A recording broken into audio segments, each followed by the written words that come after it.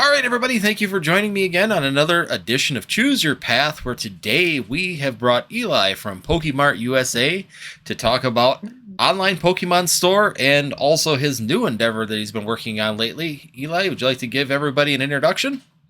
Hi guys, if you don't already know who I am, I'm Eli with Pokemart USA. I started off doing an online retail store and of course also doing a bunch of social media, have my own YouTube channel, Pokemart USA.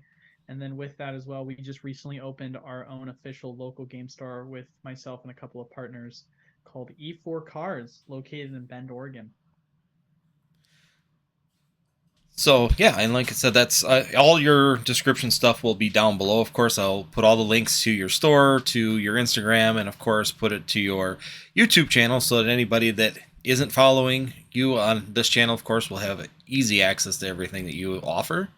Purpose of purpose of Let's these go! interviews is to go through different paths of the Pokemon TCG, different areas that you could look at in any kind of TCG in general, of opportunities that are out there between the actual hobby. Some places that you might find that are kind of niche and small that you might enjoy and be something that you would be interested in.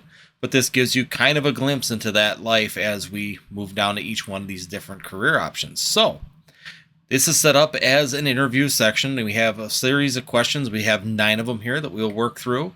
Keep them similar between all the different outlooks and niches. That way, people can see similarities and be able to maybe discern what they are actually looking for through these items. So, you ready to go at her hard here? Let's do it. All right. So, we're going to just start out with the first question, which is, what did you do before you became an online Pokemon store? So it's quite interesting. I was all over the place. I want to kind of backtrack it before COVID, I would say.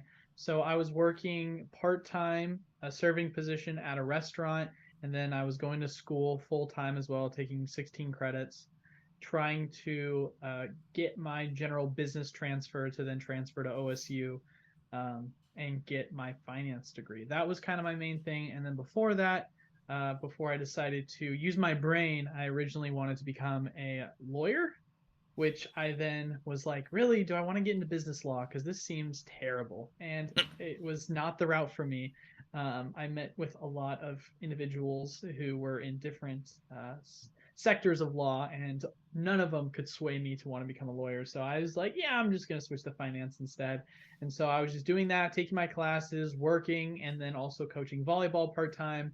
And then basically when COVID happened, that's kind of when everything changed. Everyone got locked up.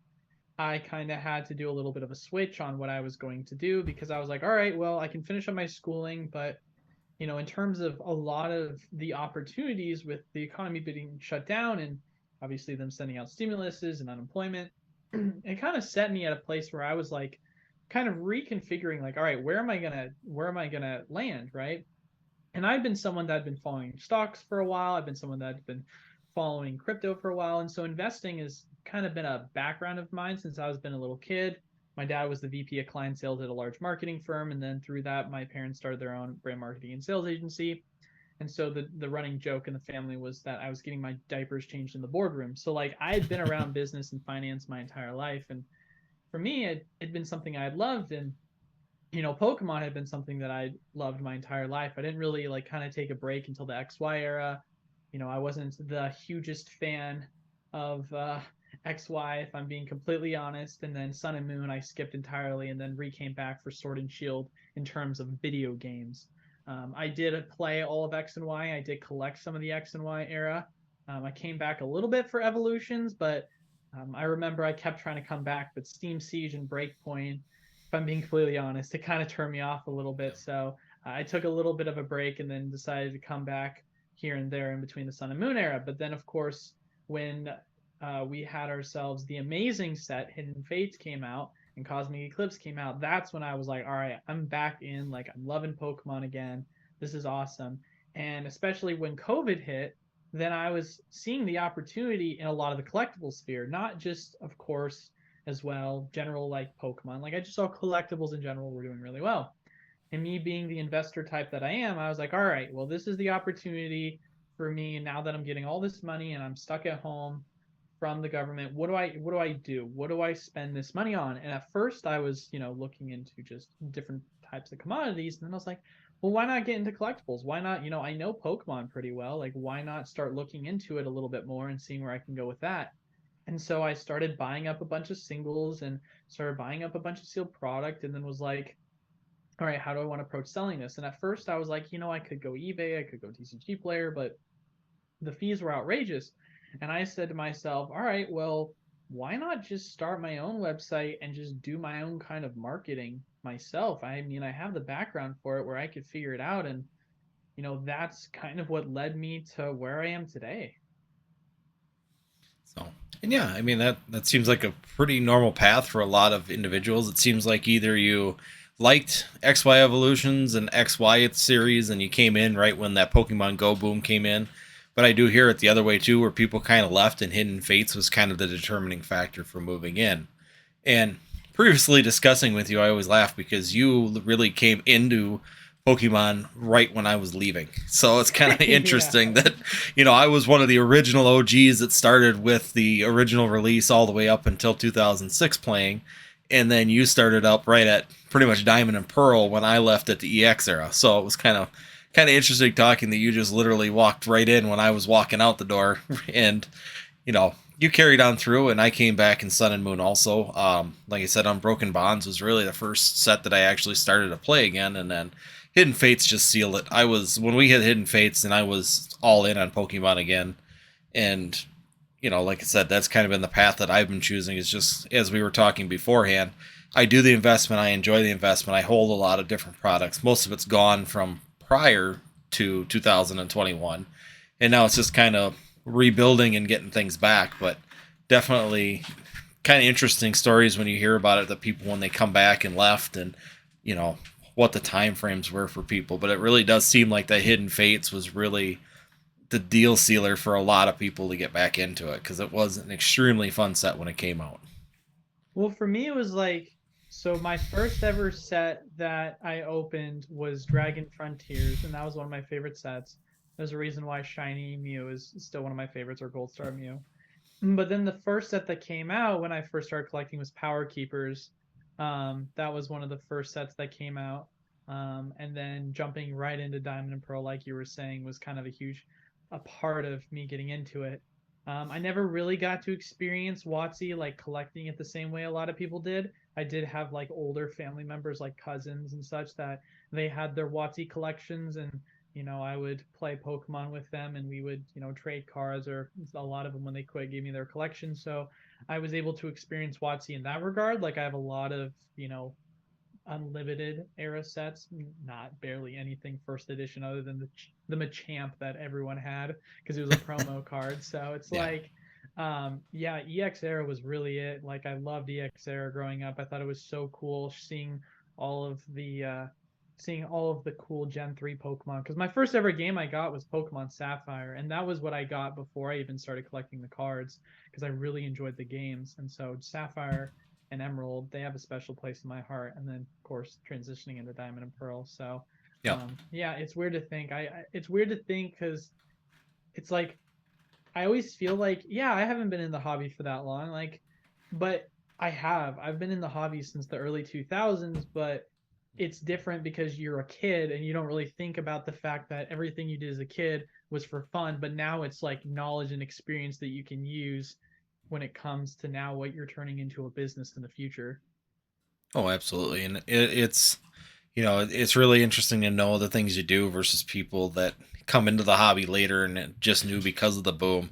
And you can help them. I mean, realistically, if they're asking you about why this was this way, or why this card was popular, or why, certain items seem like they stand out more than others, especially to the older generations, why am I searching this certain product out? And it's like, because that was what everybody wanted back then. And now I kind of want it now that I'm older. I want to get that product. I mean, it's just that's as simple as it goes. A lot of times, even the cards, I want certain cards because I had them in my decks. I loved having those cards, and I would love to have them back. So, Yeah. what progression did you what progression did you make to settle into this part of the Pokemon TCG? I know you kind of moved into this in the marketing things, but were there other things you tried prior to deciding to go online, or did you try and do like sales through TCG Player and eBay, or just realize that it was way too expensive and got away from it immediately? Well, so my general belief when it comes to marketing is, although I do from a scalability perspective believe you will have to eventually start spending a large amount of money, I believe that if you really take the time to grow a community and be involved in communities, that you can do a lot of general self-marketing and you can do it authentically without having to pay for like Google ads or anything like that. Obviously, it'll help to a certain extent, but I think the most important form of growth is very much authentic and not fabricated. And now people might not know what I mean by that, but when I say authentic versus fabricated, it's one thing if it's like someone goes and watches your video because they directly found your link versus they clicked on a link that popped up because they were had an advertisement for it, right? If someone, for example, heard about Pokemart USA, they searched it up in the YouTube bar, and then your name popped up. They clicked on your video. You spent $0 for them to get there. And I think that's important because then it shows a value that people are searching you and not you searching for them. And although, of course, you can use both, it's not like one is less valuable than the other as long as they enjoy your content. But obviously, from a scalability perspective, there is more value to the more authentic growth because it's making it so that your content is being pushed by other individuals that enjoy it and it's building upon itself without you needing to expend any additional capital. So, like, for example, my biggest thing, what I did to kind of grow at first was I started to join the Discord deals channel and I got a little comfortable with people after I got a distributor and was like, hey guys, I'm a brand new channel. Wasn't really posting YouTube videos. I was just trying to build up my website. And literally, what I would do is I'd go in and be like, hey guys, this is what product I have available to my distributor. What do you guys think is a fair price? Here's what my wholesale prices are. I at least want to make 10-15% margin. What are your guys' thoughts? And I kid you not, I would just do that. And then I would have people be like, oh, that's a fair price. And then I'd be like, all right. And then done. I would go on my website, I would list it at that price, and then it would sell out. And this was before like Pokemon Boom really kind of took off in terms of like COVID. Like, sure, this started during COVID, but prices for things like I remember back when Evolution booster boxes were still at $95 when I had my channel open, and I was selling Breakpoint packs and Primal Clash packs for like $2.50 a pop off of the blisters. So it wasn't like, oh, I just had these high demand products at the time. It was very much so very cheap, and I was just trying to get my foot through the door by building a base. And for me, being able to do that through other social media platforms authentically, and then building a relationship with customers and now people that are a part of the community was something I felt was extremely important when growing your overall personal brand, because if you can be very authentic to yourself and offer not only a personable experience when it comes to just your overall client base but also at the same exact time offer great deals, then that's extremely difficult to beat.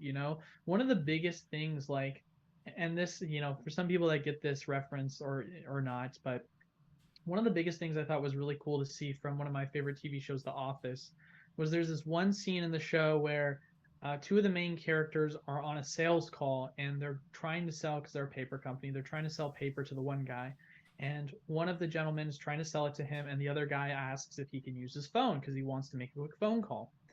And while the gentleman is talking to one of the salespeople, he's like, listen, man, your guys' prices are way too high. Staples has much better prices. And while this is all happening, the other gentleman is on the phone and being distracted. And they're like, this is kind of weird. Why is he on the phone? And this entire time while he was on the phone, one of the main salesmen, what is your personal belief on customer service? How do you feel about that? And he's like, well, of course, I think it's extremely important. And he's like, would you be surprised to know that I've been on the phone right now for the past 10 minutes with your current with Staples? And he's like, and it like takes it off the phone, puts him on speaker, and you can hear like the your call is important to us, blah blah. And then he said, would you be surprised to know that if I called Dunder Mifflin right now, that you would get a response. Calls the phone, Kelly answers.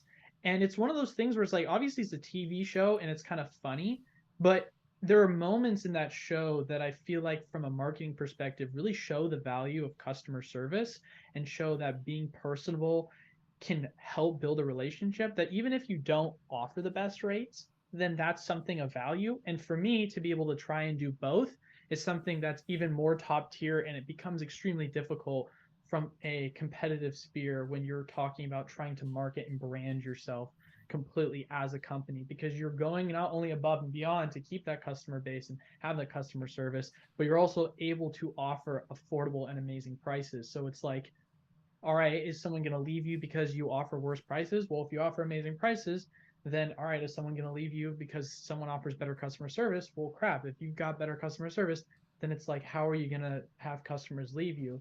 Is it because every so often, very rarely you have a bad customer interaction? Well, then take care of it. Take care of that customer and make them feel like they're valued and cared for as customers. So, for me at the end of the day, just kind of, wrapping the main point of the question up, for me, it was really just starting to find my foothold in the community, trying to find what's the best way I can authentically grow as a channel and do it in a way where I felt like I was building relationships with my customers in this community. Because knowing Pokemon and having a place in my heart for Pokemon, I think at the end of the day, to grow as a business as well as to grow as a channel, that was one of the most important things to me. And it was something that I saw in terms of outlook on how I could become successful.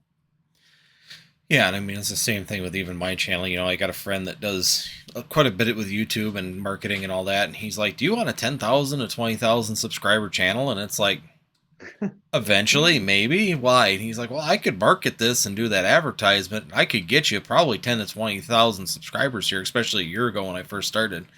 And it's like, part of me, you always want that instant gratification of getting to wherever you want to be inside of your whatever you're working on.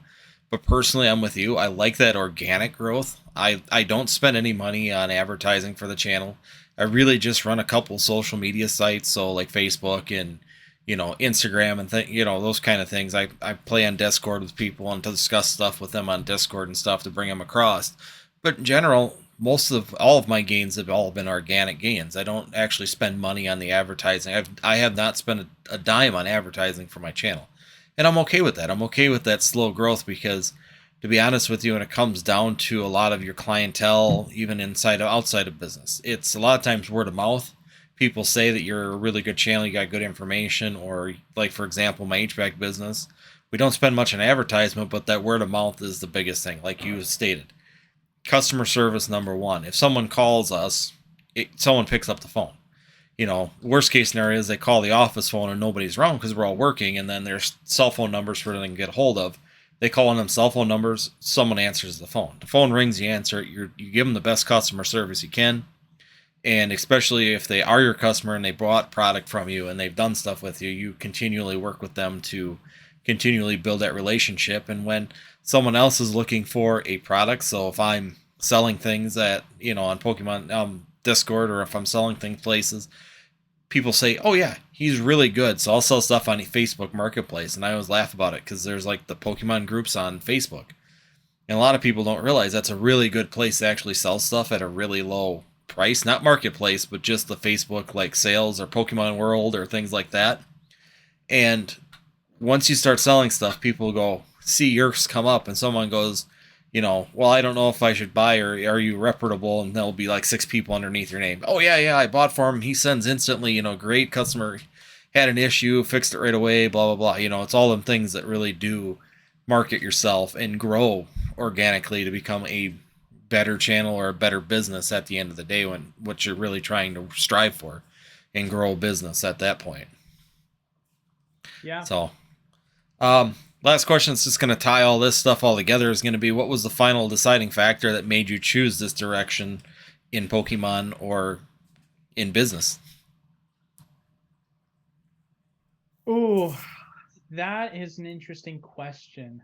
Um, I would say obviously there's two motivating factors, because I mean obviously being able to financially be stable off of something like this is obviously important, because otherwise I wouldn't be able to do it otherwise. But I would honestly say it's because I love it.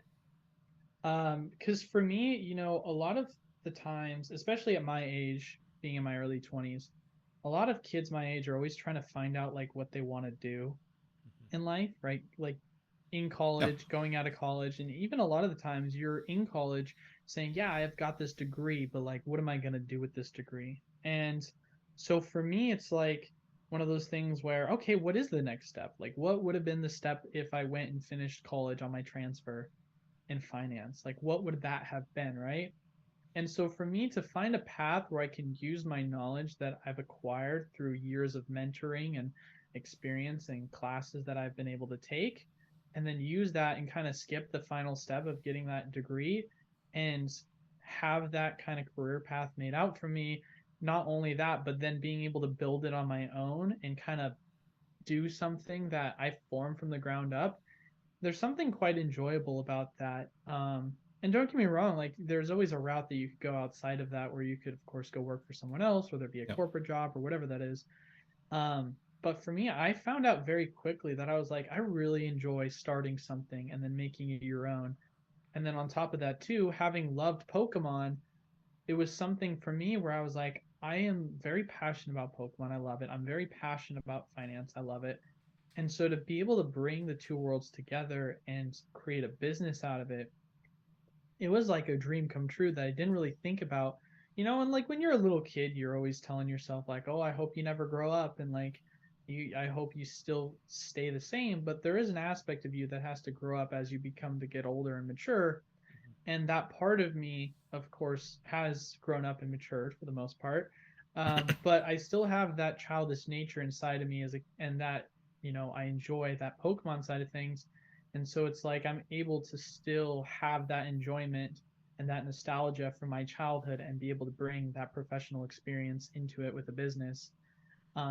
And that's just something that I never ever imagined or dreamed of, being able to accomplish. And so it's really exciting for me. And, obviously I've been taking the steps more or less to make this a full time gig. And that's kind of where I am right now. And I'm excited to see where the future of it goes. And, you know, like I said before, man, personally, I would definitely say the community has been a huge kind of aspect of that and being able to be a part of a group of individuals that are also passionate about it and being able to provide awesome service and content for them to enjoy and continue to grow that community and be a part of something bigger than yourself, I think is extremely exciting. And then also being able to do that and it be what you can afford to do it as a part of your living. It's exciting. Absolutely. It's awesome being part of a community, especially the more if you are true to yourself and you're true to the hobby and you truly do love this hobby, there is such a great community behind Pokemon. I mean, there are so many people that have really good aspects and so many people are willing to help. It's, if you're stuck on something in Pokemon or you're looking for something or you've got questions about things that you don't quite understand, there's always someone that has the information that you're looking for in the community to help you out. And they're willing to give it. I mean, it takes nothing. You message me, you message just about anybody in the Pokemon community, they're going to darn well tell you anything you want to know. At the end of the day, they'll probably talk your ear off about it if you're not careful. So, definitely a huge factor in it when it comes down to it. Like I said, overall, it's just interesting. It's really a fun thing to do. Um, you know, as it goes for channels and things like that, there's definitely a lot of outlets and different places too that you can continue to move forward. And the longer you're in it, the more fun you have. That's for sure. Ain't that the So, truth? um, now here comes the hard question that usually gets a lot of people stumbled up, which is estimated hours worked to the income per month on your online sales. So it's really hard because it's sporadic. Like I said before, um, I think I don't know if I said it on stream, but Pokemon, the business itself, has been something that for the longest time it was a side hustle that made money that I wanted to turn into a business. And so I was typically working another, honestly, 1 to 2 jobs. So it was like I worked so many multiple gigs on the side while doing this. And so it's tough because at first it was very much like all right, do general marketing for myself, whether that be 30 hours a week, 40 hours a week. And that sounds funny being a side gig, but like for me, like if you're going to grow it at any point, like if I want to try and scale it as fast as possible, then I'm going to be working anywhere between 60 to 100 hours a week in total of all my 2 to 3 businesses. And to be fair, like when you are single and like I'm not anymore, but when I was single during COVID, and you have a lot of free time on your hands, you have the opportunity to do that. So, when I first started the business after I built it, built the website, I built the website by myself. I came up with all the branding myself. I did have help with the logo. That, was something I kind of did casually for a couple hours a day. And then when I kind of took off, it was very much, I was, progressively going from 4 hours a day to then 6 hours to 8 hours. And then it became like 10 to 12 at one point. And I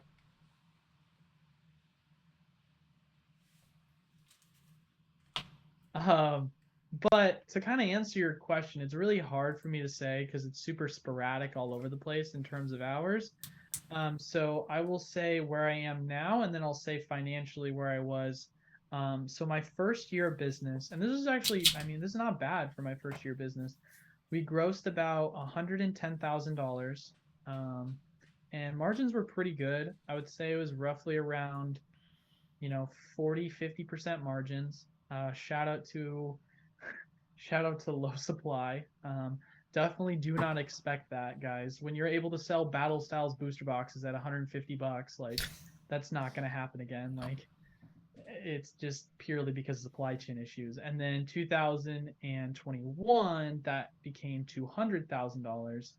But then margins went down drastically, like 25-30% from 40 to 50, but obviously, generated more because of it. And then another thing too that's important to consider is every time I made money, all I did was, because I was still living at home with my parents at the time, all I did was reinvest every penny I made. So it wasn't one of these things where it's like authentically like, all right, a new set came out. Here's my $10,000 of product that I'm now gonna sell and make an extra 50%. It was like, all right, what am I gonna do with that 50%? And how am I gonna turn it into bulk to then sell? Or how am I gonna turn it into, giveaway product that I can increase my viewer count or whatever it is. Everything was continuously being reinvested in the business. And so that's kind of where I was then.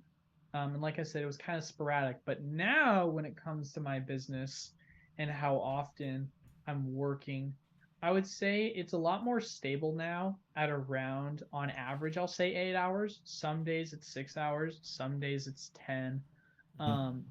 Some days it's 12, but I think the reason why it's a lot more stable now has to do with the fact that for me, although I'm very passionate about what I'm doing, and this is now going to be a career type thing, I now have a fiance that I have to take into consideration.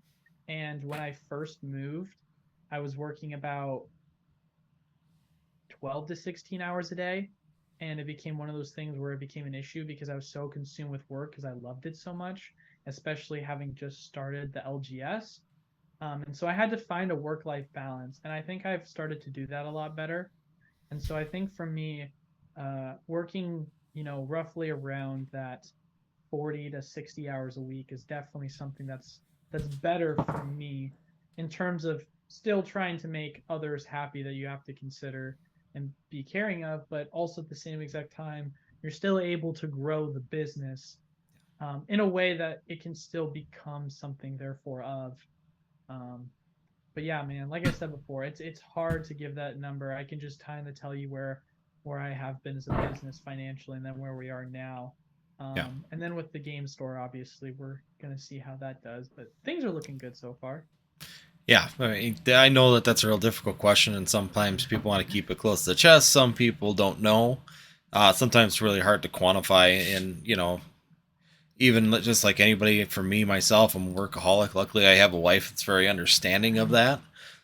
So even with me running a full-time business for HVAC, then the farm, and then this, yeah, I'm not in the house very much, but my wife is very understanding, and kids are with me as much as they can between farming and doing the stuff outside. And then, of course, Jacob does the stuff with Pokemon. We open cards and still go to tournaments on the weekends and have that enjoyment time whenever we can. And they, pretty understanding. And it's really difficult when you get a significant other inside of the picture to be sure that you can start to give them the time that they need also. I mean, that's the biggest thing, especially kids, wife, you know, girlfriends, fiancés, all them things really make big factors when it comes down to that. So, and like I said, it's really difficult to quantify how many hours we actually work sometimes, because sometimes if you count all the research time that, some of us do on things, if you try and pull in the YouTube channel, if you want to figure that time into it, and then also listing stuff on TCG Player and listing stuff on eBay and going through all these places, you could be making nothing. I mean, a lot of times you'll make no money, and then all of a sudden you'll get a couple good sales and you make really good money. So it just varies. Well, that's the thing. It was like, and that's a good point of it all. Is it's like, what do you quantifiably count as work time, right?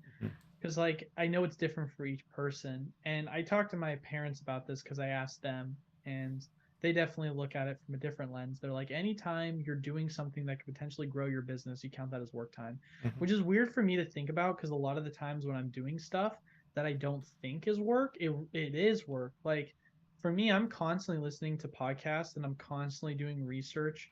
Um, like one of the biggest projects right now I've been doing a lot of research on has been trying to find an equation that allows you to produce the most amount of output and volume of bulk the most efficiently, and be able to take in the most revenue. That's something, a project I've been working on behind the scenes for myself for the longest time.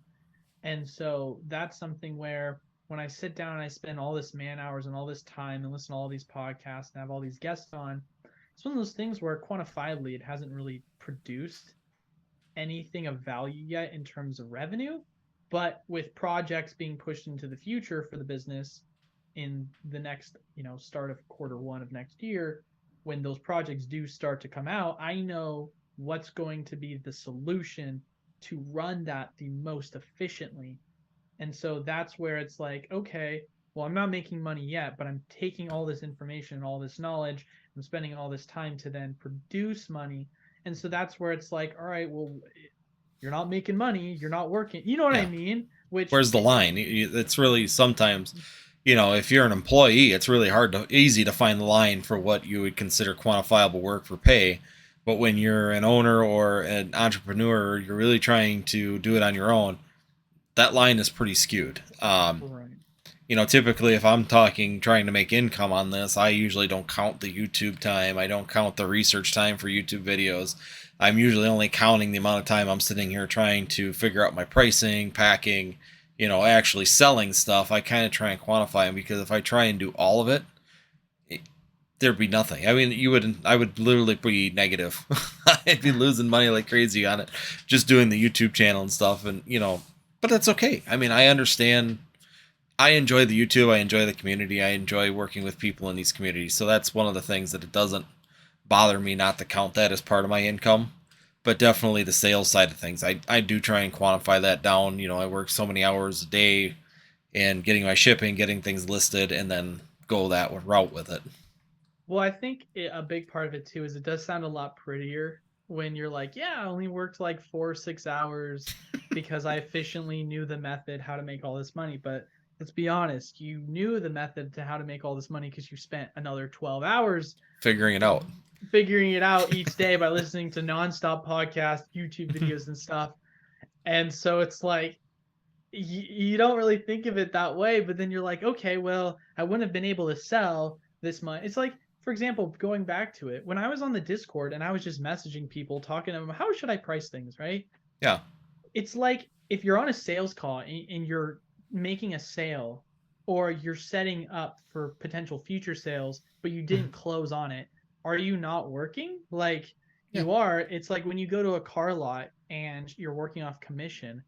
When you're on the lot, you're technically, even though you're not getting paid hourly, you're still Working. working, right? Yep. Exactly. So it's like it just sounds it's just one of those things where it's like you kind of don't look at it in that regard. And then thereof where it's like you look at it in the regard too of like, oh, I'm learning all these things, I'm doing all this research, but there's an aspect to it where you're like, oh, I find this fun, so it doesn't feel like work. Yeah. There's so many factors in determining it. But yeah, it's definitely something that's kind of weird to think about. Yeah, I mean, if you were to sit there, even like I said, I work my other job when I'm driving. I can't count the number of podcasts I just listen to, even YouTube videos and stuff. I'll just toss them on because I got the, overhead speaker in my Ford, so I just listen to Bluetooth. So I just listen to, like your lives. I'll listen to yours the day after with what's going on because I couldn't necessarily all the time make it to yours. And I mean, I try and pop in whenever I can and say hi and have a little bit of a discussion, but generally I'm busy, so I usually just pop them up the day after and I listen to them and hear all the information. And like you said, you're constantly building information from all these different places, and then you're using that information to try and better yourself. And yeah, like you said, you can't quantify. If you were to quantify all that time, it would just be scary how little you actually make at the end of the day by doing so. But like I said, I kind of tie it into when I'm driving places anyways. It's just dead time between job site to job site. Might as well listen to something while I'm going across it, but it is gaining me stuff in the long run. All right.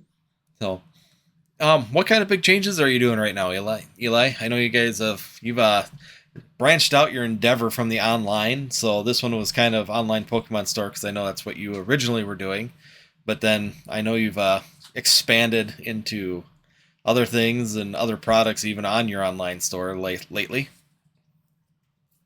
There's so many things going on. It's crazy, which is awesome. Like that's exciting. And I think for me, when it comes to my business and when it comes to how I am as a person, I'm very ambitious. Whenever Mm-hmm. I do something, I want to be the best I can at it. And I want to like really push the limit. And for me, I try and be as open-minded as possible because there's so many opportunities. And if you kind of just sit there in a way in which you're like, oh, this is the one right way or this is the one only way to make money, then I feel like you miss out on opportunities.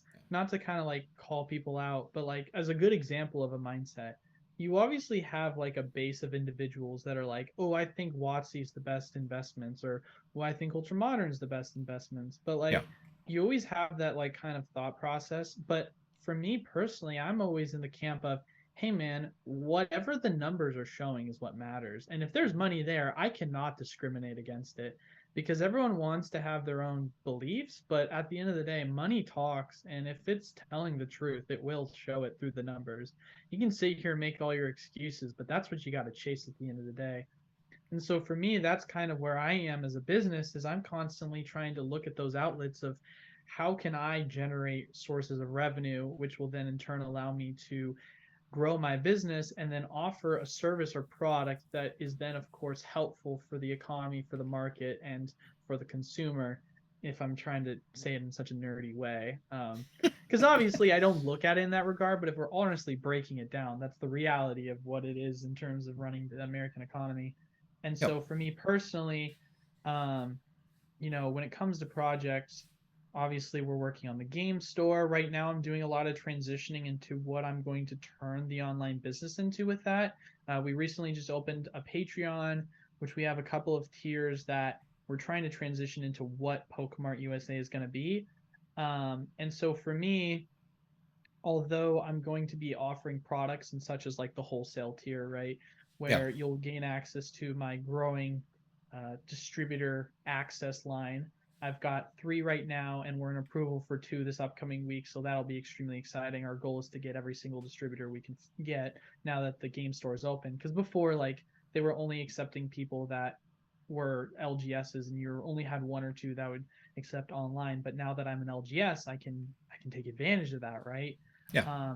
And so being able to transition that in a kind of Rudy style way, right? Like kind of Yep. what he does in terms of his monthly payments, and then we'll kind of expand from there. But also as well, I'm really trying to dive into, which I mean, this is what my content's been, but offering analytical tools. Like one of the cool tools that we're working on right now, and right now it's just spreadsheet format, but we're actually coding a Discord bot that we're going to be using as a part of one of the premium features, which will allow you to pull up general spread value, and it will just basically straight up tell you whether it's a good investment or not. And it will be highlighted in green and highlighted in red based on the algorithm that we're writing with some of our software Oh, engineers. So that's extremely exciting, that we're working on that right now. yeah. Like I said before, it's pretty simple in a spreadsheet. But like, to give a perfect example, if you follow the channel or if you don't, one of the biggest questions that get asked is like, how do you know what's a good investment or a good card to grade? And one of the biggest things I talk about, it's pretty simple. You look at the card and say, okay, what's the raw value compared to the 9 value? Is it a card that you can go and buy off the TCG player right now and you have a chance of it getting a 10 or a 9? For most ultra modern cards, it's pretty simple, right? Yeah. Most ultra modern cards, they're not older. They are going to have an abundance of supply. So you're going to have a higher chance of 9 or 10.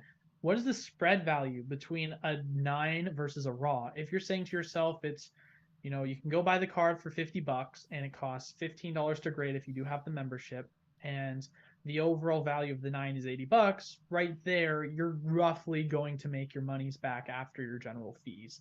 Yep. But if you hit that 10, then obviously you're in the golden. But you want to always be conservative and say, if it does hit a 9, am I at least going to break even or make money?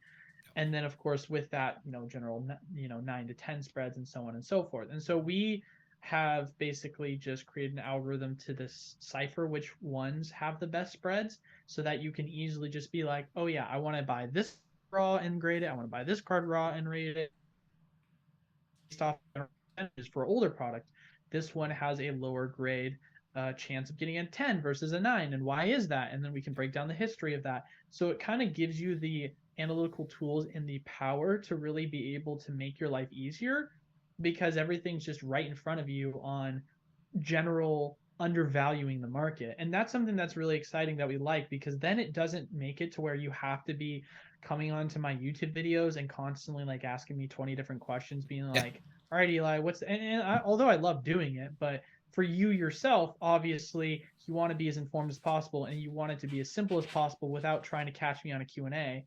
And if you're like, okay, well, if I just have a tool where I just spend $10 a month and I just have that tool in front of me and I'm able to use that to be able to make investment decisions that I can make money right now and flip, Yeah. then that's super powerful, because then you're now all of a sudden allowing individuals to be able to invest with that. So that's a cool tool that we're really excited to be working on.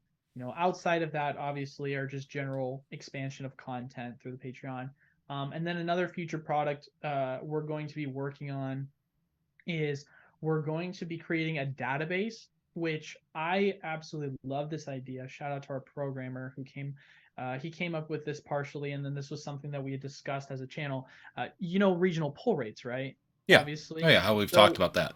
so one of the things we thought would be really cool is, and this is where we ultimately want to transform Pokemart USA into, we thought it'd be really cool if, are you aware of like fantasy football, for Yeah. example? Oh, yeah. I Yeah. play So fantasy like, football all the time.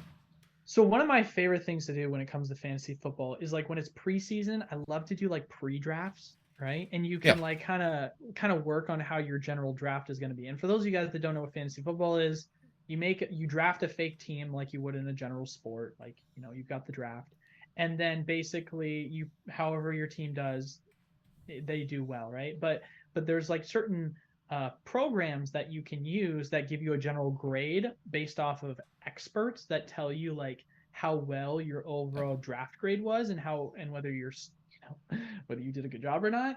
Well, we thought it'd be really cool if it would be a tool that we could use, but for Pokemon product, so that when you do a general booster box opening or a certain tin opening or product opening, that you could input your overall polls on what you got, and then Ooh. that could be thrown into a database that would give you a general grade on how well your overall poll rates are. And so like a lot of the tools that we're trying to provide and a lot of the cool ideas that we're moving forward with is we want to create a better overall user experience with Pokemart USA, more than just let's offer affordable product at wholesale plus a fee. We want it to be, hey, you as the individual who is a huge Pokemon fan, what can we do both from an investment Yeah. perspective that can make your That's awesome. experience most enjoyable, and then both as a collector perspective, what can we do to make it the most fun for you so that you can of course get grades? And then what would be even more cool as well as if you made almost like a leaderboard of it. And so you can almost compete and see some of the best pulls that people had. Obviously, right now it's really the authentication process of like Yep. how can we verify these kind of things. That might make it a little difficult, but it's a work in progress on what we're trying to do to Hmm. make it the best. So that's another project. I mean, dude, I could keep going on. I have like 30 different projects that I'm I working on. Yeah. So I I'll just like like kind of that there. that one specifically because that has been a discussion that a lot of channels have had, and there's really difficult to really prove that. But it definitely does seem the more and more you talk to other people on different areas of the country, you realize really quickly. And just to give a background or where Eli is talking about the whole regional pull rates, because that's something I think we talked about probably all the way back in Battle or not Battle Styles, Brilliant Stars was Brilliant really stars. because I was pulling all Arceus, Rainbow Rares, and Golds, and you were pulling Whimsicots like crazy. I think you pulled like 7 or 8 of them, and I pulled like 6 or 7 Rainbow Arceuses, but no Charizards, and I didn't get any Whimsicots. And realistically, what's the chances if it was mixed that it would actually be you pulling all of one, me pulling all of another? Someone else came on after we had that discussion and on the live, and I think they said they were pulling one of the other gold or rainbow rares over in their like southwest or southeast section. So it's like it really was a very specific. But if you go down to manufacturing, it makes sense that that's a possibility, right? They probably, as a manufacturing thing, because the texture is different for a lot of rainbow rares from rainbow rare to rainbow rare. So in the processing, they're gonna process it all the same. So you're gonna run all the same rainbow rares at one time, and then you're going to dump them into a vat, and that vat's going to run through. So technically, probably the first pallets would have this rainbow rare, the second pallets would have this rainbow rare, the third pallet would have all this rainbow rare, just for an example in short term, because it's probably thousands of pallets.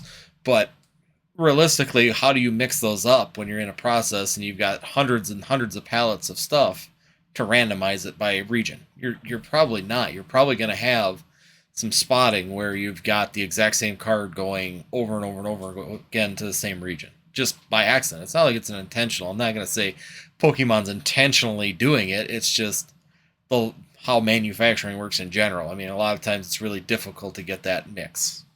So it'd be really cool if we could get a database to really see on pull rates. Okay, you bought this box, and you almost have to make it so you knew where they bought the box, because that's the main key is where they purchased that booster box from, more than where they opened it. And that's why we think for when we do release that, the beta testing, the most accurate might be is if we had sample sizes from other trusted sources that we just knew that we could generally pull. Because in all honesty, like if you look at a lot of the sample sizes that people use for like general pull rates, Yeah, it is like, oh, boxes, which that's a lot of booster boxes. it But is. at the end of the day, like if you have multiple different like game stores, like let's say you got like 10 game stores, right? Yeah. And they each have 100 booster boxes. That's 1,000 sample size right there. And Mm-hmm. if you can be like, all right, well, this game store is from here, this game store is from here, they're getting product from this distributor shipping from here. It's not Yeah. that hard to really achieve if you're No. trying to do it from that regard. And that way as well, you can source the sample size a lot more safely without having that random individual that's like, all right, well, I'm gonna say I pulled all these great things, but in reality I didn't just because Didn't I get can any of show them. up. Yep. Yeah, right. Like I think that would be kind of cool to do, but obviously, like I said before, if you were to make it into like a leaderboard kind of perspective, that's where it would be kind of finite hard. But in that regard, that's more of something that we'd work out in the future.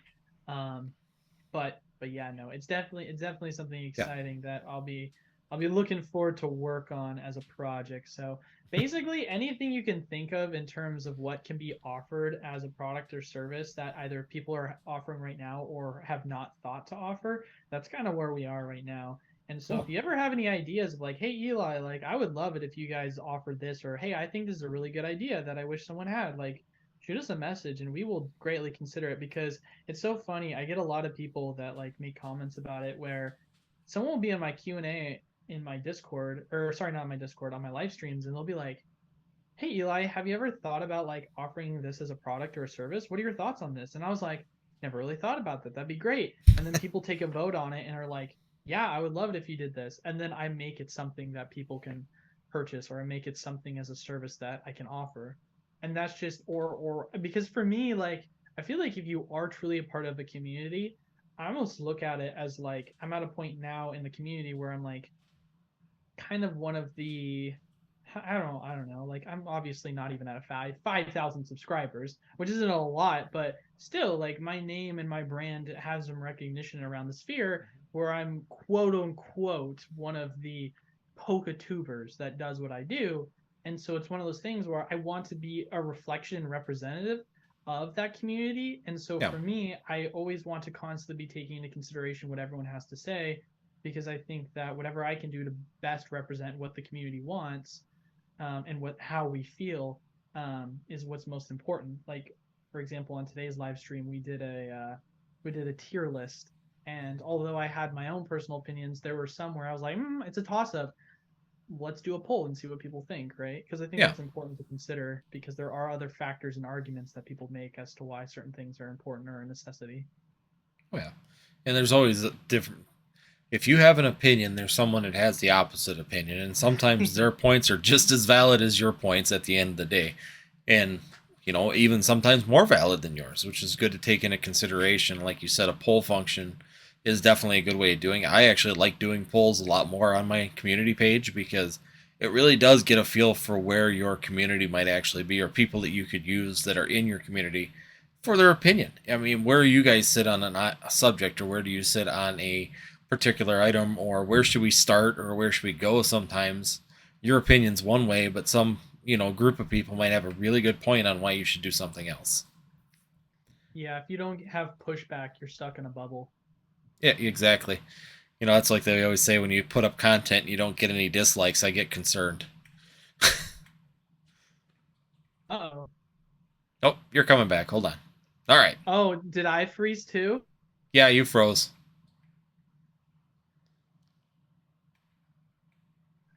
His face is frozen. Oh, now Yeah. your face is unfrozen. Yeah, it was me. I just got the little symbol up here, so give it 1 second for that to go away.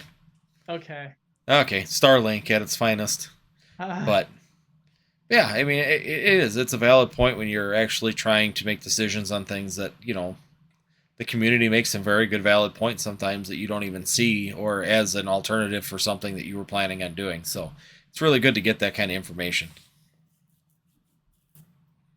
So, all right, next one we got here is, what is the best way to get distribution for products? Now, that's a real key question I've been getting lately because it's kind of hit or miss. I mean, depending on who will take you, especially on the online realm.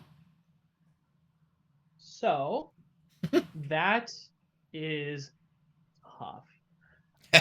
Because to my knowledge, there's about one or two distributors, if any, if I'm being honest. I don't even know if they're doing it right now, that offer distribution for online retailers. Most distributors at this point, because before we opened the LGS, we had two distributors. And now that we've opened the LGS, it's like we're going crazy with it. Mm-hmm. And that's because a lot of them have one of two things. Either one, they are more interested, although Pokemon's important, they're more interested in pushing Magic product, and Magic is only a thing for local game stores. And then two, to ship commercially, because most people use UPS, it's so much cheaper than residential. And so there's a lot of factors as to why local game stores are the ones that get a lot of the product. So I would say that's kind of why it's extremely tough for people to be able to get distributors.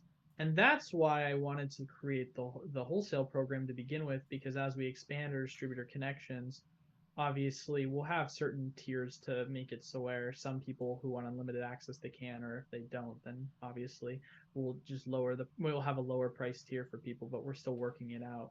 Yeah. Because that way you get access to all those distributors that you usually wouldn't be able to get access to unless you have a local game store.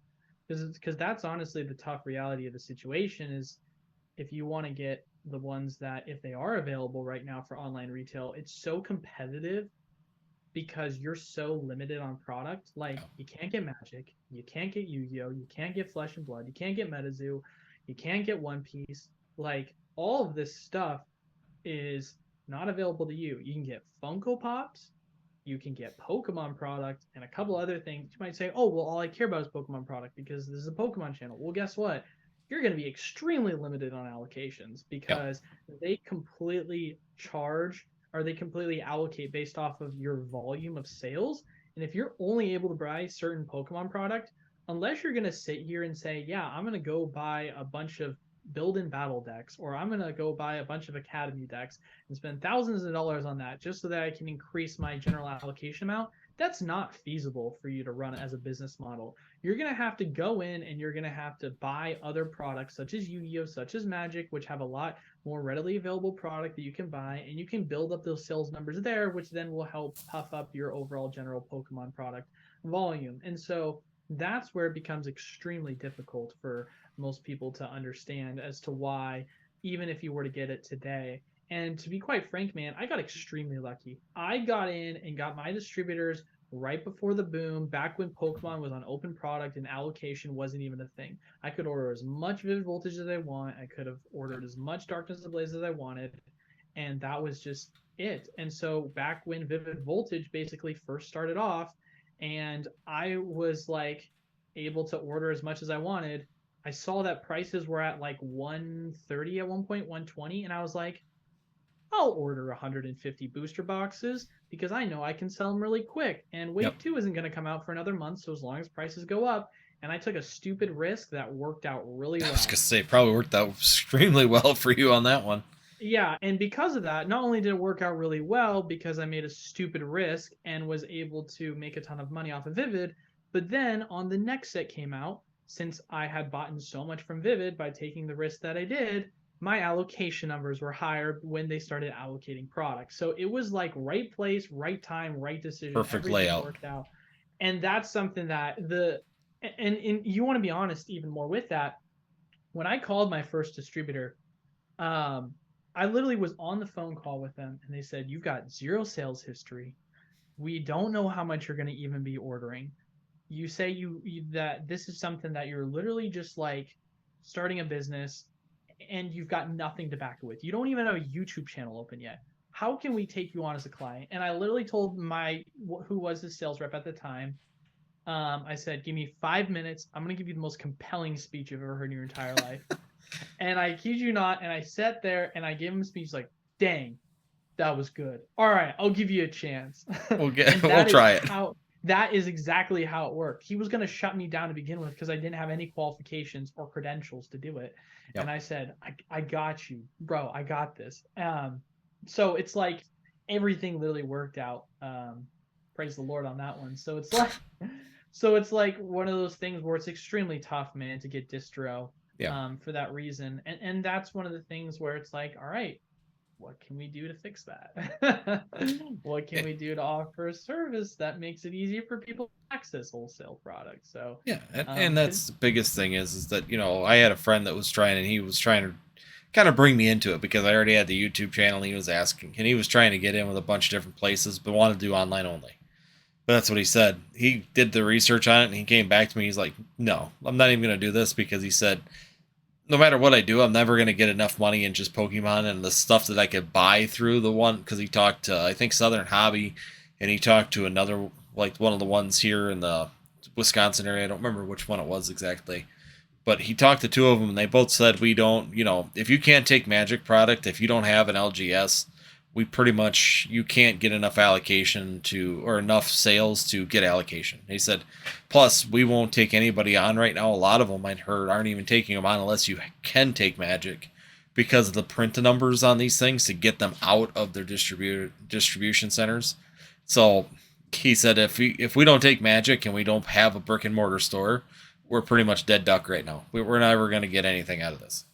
And I was just curious, from your perspective, I know now you got a brick and mortar, so that opens up a lot of potentials for distro at the end of the day. But online seems like it's pretty much a dead duck right now. And big unless time. something major changes in the near future, I don't know if people that are just doing online stores only are gonna get the availability to be able to get a distributor. Yeah, it's extremely tough. And it's one of those things too where like it becomes even more difficult as well because when you are a local game store, right, you have Hmm. a decision that you need to make for yourself, which is kind of nice because obviously, I own all of Pokemart USA. That's my whole thing. I'm a sole proprietor of that. And then with the LLC at E4, I am a part owner of that, but there's still certain aspects of management that are being taken care of by my partners. And one of the things that obviously is being taken into consideration is with E4 cards, hey, it's super inexpensive for us to keep the product on the shelves because we don't have to ship. But once you get into shipping and fees online, Oh, it is so much more expensive. And so it's like, what's the incentive model at that point as a local game store?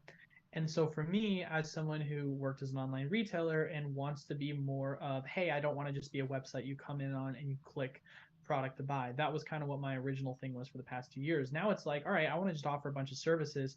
What can I do that not only is beneficial for the business Pokemon USA, but also for the game store? Well, if I can offer a product and service that allows people to gain access to wholesale product, and sure, I'm making like barely any money off of it. I'd make more money if I went and sold at market value, but I know that I can pump out more volume of sales from my continued expanding distributor line, which then in turn allows my allocation numbers to increase over time, which then will be better for the game store. Then for me, it's a long-term play that I'm taking a risk on because I think that ultimately at the end of the day, obviously sealed product right now, the margins are so thin if you're trying to sell online. Um, and so it's one of those things where you're saying, okay, well, we know that Pokemon, if you are a fan of it, long term is going to be something that's going to do well enough to it could go back to another boom. And you want to be ready for that boom. And if you can have allocation yeah, numbers ready for it, so that by the time booster boxes are, back where Battle Styles is 150, and you've got whatever the new Battle Styles set is that is yeah, 150, and people are buying it, then obviously that's going to set you up for the future. So everything I do and all the decisions I make, I'm always planning it out in a way of like, all right, I have my present, I have my plan. I don't want to get ahead of myself, but how can I set myself up for success in the next 3 to 5 years of the business? What can I do to kind of prepare for that? And that's kind of more or less how I'm looking at it. With that, one other project we are actually working on, um, and this is kind of something that I haven't discussed at all, but I am looking at doing partnership programs and I haven't reached out to anyone. So this is something that is literally brand new, first time talking about it. We're looking at doing partnership programs with Poketubers and or streamers that are interested in selling break packs, and we will offer them wholesale product prices if you don't have access to a distributor in exchange for bulk. And so for us, with our program, which we have our like with our breaks, for example, our most recent break we had was a Silver Tempest break. It was $2.50 a pack. You got to keep all of the reverse hollows, and hollows are better, right? And then we kept yeah. the bulk. Okay. For most people, they don't really care because at the time, booster boxes were going for 100, $105. You're getting a pack for $2.50, free shipping if you spend over a certain amount. Like, sweet, this is the cheapest I can buy packs anywhere for. Of course, this Yep. is before Black Friday. Um, and people like that. They like that as a program. And the incentive for us is, hey, we get to keep all the bulk and we can make money off of that. And for most people, are you gonna go try and make a submission to an online retailer that bulk prices right now, best case scenario is a penny in-store credit or Yep. 3/4 of a penny if it's cash? Like, there's not any money in No. that, unless you're going to individually go and try and sort through all your cards and list that. And if you really break it down, unless you're a direct seller and unless you're straight up extremely efficient, the amount of money that you're making going through sorting all the cards, shipping it out, it's not worth it, right? No. And so for us, with a Roka machine where we're able to go through and sort things faster, then obviously it makes more sense for us because we're able to do it at a higher scale of volume. And so it's really a program that we think could be a really good incentive for individuals that are wanting to get a break product at wholesale products that they're able to offer to their customer base. And so it's a win for them because they're like, sweet, I can go get booster boxes at wholesale now and I get to ship off the bulk and I make money off of whatever the profit is. And then generally speaking, it's an incentive for us because we're not making any money off the booster boxes. More likely we're going to lose money, but at least we're able to make money off the bulk, which in turn will become profitable because now our value in which we're accepting bulk online is now free instead of we're buying it at a penny a piece, 3/4 a piece, which you might not think is a big deal, but it is a big deal, right? Yeah. And that's something we're trying to, of course, work out and see what the best way to structure that would be, and how we're going to do that. But just trying to get creative with ways in which we can offer products and services to people in the community, and it can be mutually beneficial. And if it works out, because people love that program, and I have a bunch of people that reach out to me and be like, yo, I want that. Like, let's do this. Let's create this relationship. Then awesome. It'll be great. It'll work and it'll be beneficial to everyone, because then people will be able to offer better prices or get better margins for the business. Or if it isn't something that doesn't end up working out, then scrap it, move on to the next project, and see what the market wants from us. I can tell you one thing, I'd be interested in that program because I've honestly been trying to find a way to, like I said, I was kind of hoping my friend would find a way to get a distro so that I could get some discounted products. Because, like I tell people, I have a friend that works in a distributor. I don't get distributor pricing on nothing.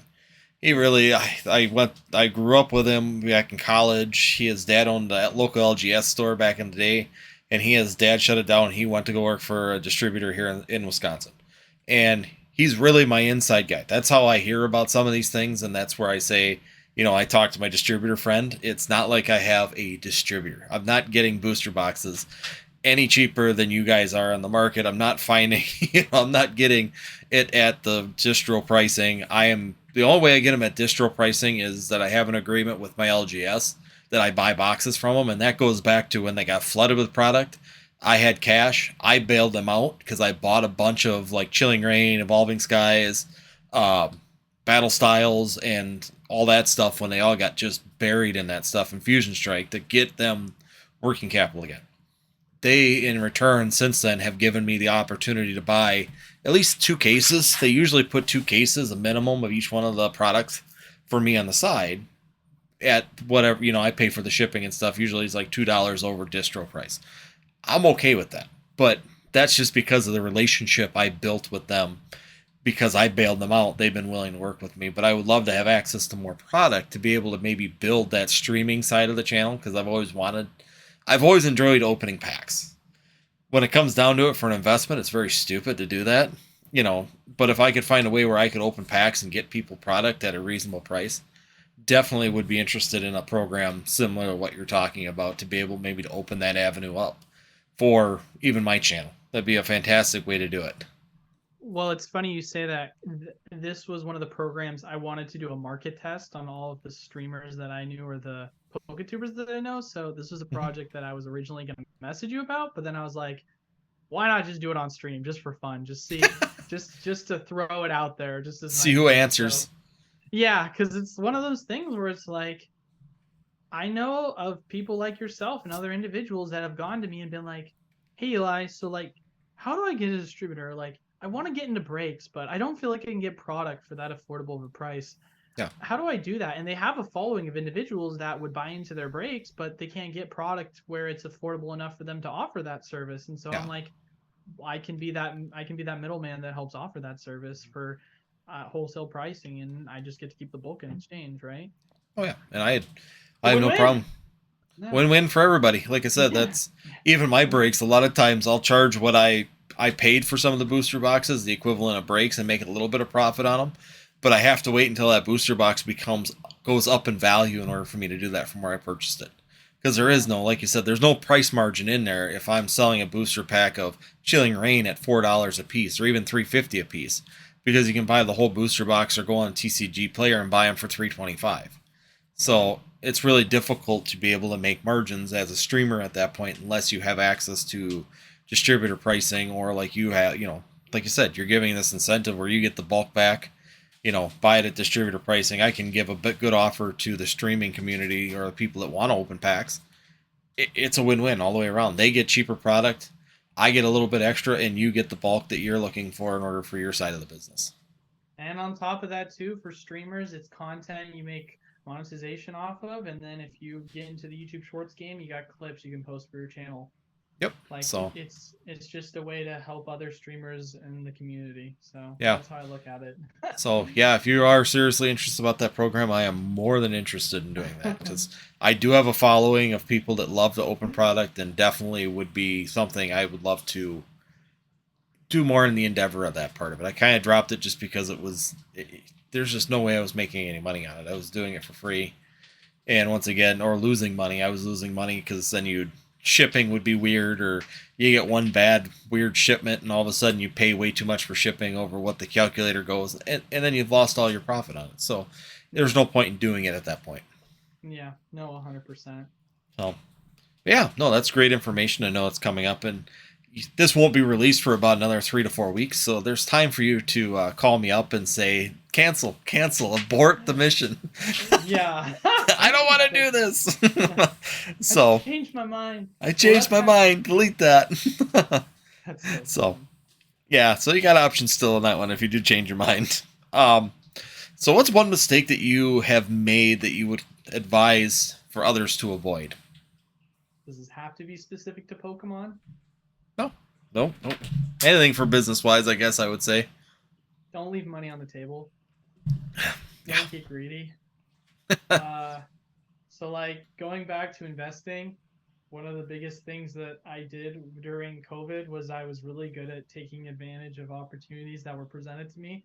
How do I say this? I'm really good at finding money and I'm really bad at leaving it on the table, which is I'm gotten really good at it now, like because the most important piece of advice is don't make the same mistake twice.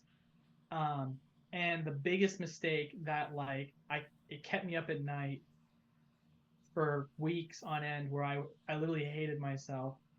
I turned an investment from $5,000 to $100,000 and then didn't take profit and then just lost like a lot of it. And it's one of those things where it's like, sure, you can sit here and say, like, okay, you didn't technically lose any money because you walked away with a little, but when you lose like 90% of that investment because you got greedy and you waited, and it wasn't like, oh, like I invested in some like GameStop scam, right? Like this was Yeah. something where I was investing and trading a lot of commodities. I was trading a lot of stocks. I was trading some cryptos, and a lot of my portfolio was doing well. And I was able to take a lot of money off the table in certain areas, and then build up that pool of money that then turned from a couple of trades here and there, and then took all those winning trades, turned them into one that then became a massive winning trade, and then just when the market started to go south, and now you're seeing stocks down 50% and you're seeing cryptos down 70, 80%. It doesn't take a lot in reality when you've seen how the market's performed the past year and a half, 2 years with a recession on the loom. Mhm. It really just takes the mindset of, yeah, well, the economy's doing bad right now, but like long term. And although you hear the phrase a lot of the times, and I think this is one of the most toxic phrases you can say, which is you don't lose until you sell. Yeah, well, you don't win either. No. So, because if you're sitting here and you're saying to yourself, like, if you were in a winning position where you made an investment at $20 on an item, and then that item goes up to $300, you cash the hell out. You don't sit here and say, "Oh well, I heard on the news that it should hit $500." No, you pull profit. I don't care if that's 10%. I don't care if that's 25%. I don't care if that's 50, 75, everything. Pull something. Pull Yeah. some amount of product. Don't make the same mistake I did because I've learned from it. And literally it's terrible because I was thinking about it last night and I was like, man, how nice it would be to have $100,000 right Yeah. now It's at sitting right there. yeah, especially too at like my age, like when you're 21 years old making these financial decisions and they're working out for you because you have an analytical enough of a mind to be able to be smart when it comes to your investment decisions, but then once you get to the finish line, you freaking choke because there's psychologically something that changes, I almost feel like. When Yeah. you start off like with such a small amount of money and you're like, "Oh, it's just a small amount of money." Like Mhm. I'm 21. Like, I'm not going to lose. Like, what happens if I lose $5,000? Like, it's all good. Like, I can get back on my feet. I'll be Yeah. fine. $5,000, that's nothing when you're my age. I don't have kids. I don't have responsibilities really. Mhm. Like, I can make that back off of a career in like 2 weeks. And when you get that up to 100,000 and you're that age, you're like, whoa, Whoa, that's a big chunk whoa, of that's a change. lot of money. And now your decision making becomes cited differently because you become fogged by the reality of the situation, which is if you have something that works, keep doing whatever that model is. You don't need to change it up. You don't need to get more aggressive. You can get more passive if anything. If anything, get more passive. Like I said, take profit off the table. Yep. Um, but making investment decisions off of emotion is one of the most dangerous things you can do, and I am the prime example of that. Um, and thankfully, at the end of the day, my other business endeavors have obviously allowed me to become, by most people's standards, financially successful for my age. Hmm. But at the end of the day, the difference between setting yourself up to be financially successful, hopefully be semi-retired by your 40s or early to mid 30s, versus being able to retire within the next 3 to 5 years, it Yeah. can be painful. It can be Yeah. painful. So I would say two most important things is don't make the same mistake twice, and make sure not to leave money on the table, and don't get greedy. Take profits along the way, because at the end of the day, it's better to walk away having made less if you had just held in for another month before it found its top and then retraced 50% plus, than and get out early rather than getting out late. Yeah.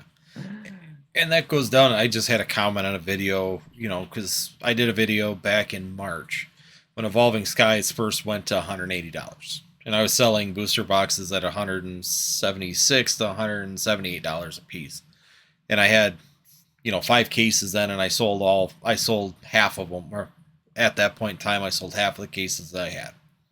And I got a person in the comments comes back and goes, "See, you were stupid. You shouldn't have sold those. You should have sat on them." And it's like, I bought them at $99. They went to $180. I'm banking out. From my life experience, the longer that you sit here and hope, yes, they did hit 260. I still got some cases left, and I'm selling those cases now. Why not? Why wouldn't I bank out now? Because chances are is that it's going to retrace at some point, or we're going to get a reprint, or something's going to happen where that thing's going to come back down. So why not bank out now and keep maybe a case behind just for a long-term investment? If I want to sit on it, that case is completely paid for, and that's what I said. Now the Evolving Skies that I have left is 100% profit. The 5 cases I sold, I have no overhead at all in those boxes, and they're just taking up space, which has always been my major goal, is to get, as soon as I can, bank out to where I can keep some behind and have no overhead on those products. That's the ultimate goal for me, and then I could sit on it forever. It don't bother me, because then I have nothing in the closet really for money-wise. But to sit there and make the mistake of thinking, yes, this is one set that did extremely well. How many other sets have we seen since the beginning of 2020, since October of 2020, that have crossed that $200 mark and drop all the way back down to $100? Vivid Voltage, Darkness Ablaze. I mean, we go right down the whole list right there and realize, man, if you took the gamble and it hits a certain point, get out. You could always buy it back if it drops down. And don't regret it. I mean, I hear a lot of people go, well, I regret doing it. Don't. You made profit. You made money on it. If you sat there and regretted every time you lost money on and more or the extra money, look at how many times you might have not made that extra money and actually would have lost if you would have stayed on some items. And like you're saying, you think it could go more. You're hearing it could go more. Why not bank out part of it and take some of the money? And then if you want to continue to risk it at that point, go for it. You're not out anything at that point. If you would have pulled out $50,000 out of that $100,000 and risked the other 50, how much further ahead would you be today? I'm curious, when you bought it for $99, was that before or after the most recent reprint? Before. That was way back in December of 2021. So you practically sold at the top then. I caught the top, right at the top, in March. Because I think it went to 181 and then it got the reprint and it dropped back down to 140 after that. So the highest TCG player listing was 194 because I was selling it for that much. I know that. I was selling underneath you the whole time. Yeah, right. And so for me, it was like, crazy. And then when it went all the way up, here's what I was telling people on my channel for Evolving Skies, because I get that question so often. Was I said, hey, here's the deal. And I was looking at this from a very similar technical analysis perspective. For those of you guys that care about TA, some people don't, but it's actually very helpful, and it works It out is.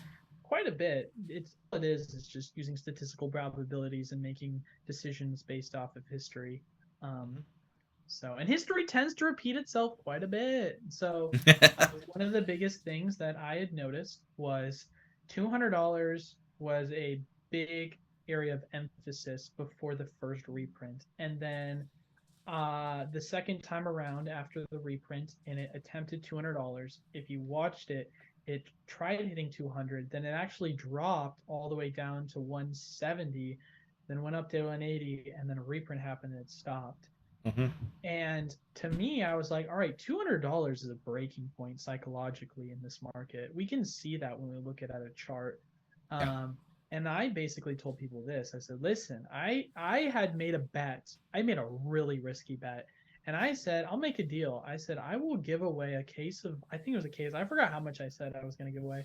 But I said, I'll make a bet with you guys. And you can go back and watch the video. I said, there's going to be an Evolving Skies reprint that's going to happen before the price officially breaks above $200. And the reprint ended up coming out like 3 weeks later. So shout out to me.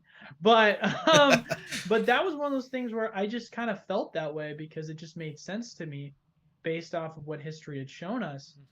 And then when we found out that the reprint was super small and the price I know. tiny, and the price still adjusted, I told people this. I said, all right, this reprint was small. It was not anywhere near as big as we were hoping. Here's where my new thought process is. I believe that based off of what history has shown us, if $200 ends up being broken and we don't get a reprint before then, and this was the reprint, so I highly doubt it's going to happen unless there's a bigger one coming after, which some of my distributors said that was going to happen at some point, but who ever knows when, because Pokemon Company can leave people in the dark. Yep. I said that it's not going to stop, and I said it's going to keep going up, and I said the next price point would be $300. Yep. And I said that, I made that prediction in, I want to say September, and it's now at 285. And I think I made a prediction last month based off of how the momentum was going. I said, I think that it could potentially get upwards of $300 by the end of the year, and we're approaching that mark. And that's not for me to say, like, I'm not saying all this to be like, oh, look at you, Eli, like, you're so smart, like, way to blow smoke up your own butt. Like, I'm not trying to say that in regards to like I was right on that prediction, but what I am to say is when it comes to understanding how the market works and how reprints happen and just knowing when to sell, it can be very important to be able to look at history and time the market to make future predictions on what could potentially happen. And a lot of it is really shown within the analytics of the charts, which is why shout out to polkadata.io.